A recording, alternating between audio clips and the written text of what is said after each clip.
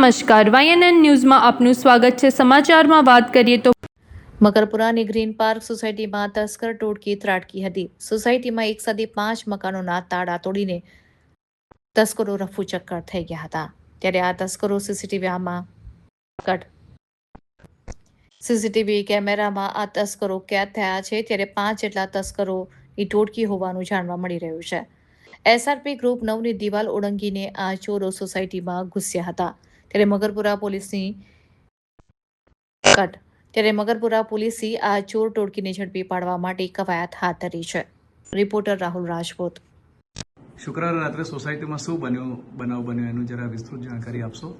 Sir, મારું નામ છે દીપેશ વાલા। હું ગ્રીન પાર્ક સોસાયટીનો પ્રમુખ છું। મારા સાથે ઉભેલા છે રવિન્દ્ર કુલકર્ણી છે, એ સેક્રેટરી છે।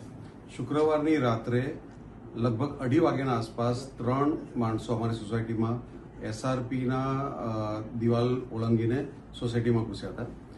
સોસાયટીમાં આવ્યા પછી લગભગ 3 થી 4 ઘરમાં રેકી કરી અને 1 કલાક સોસાયટીના અંદર નીકળ્યા પછી એ સુસદની દિવાલ ઓળંગીને એ લોકો ભાગી ગયા।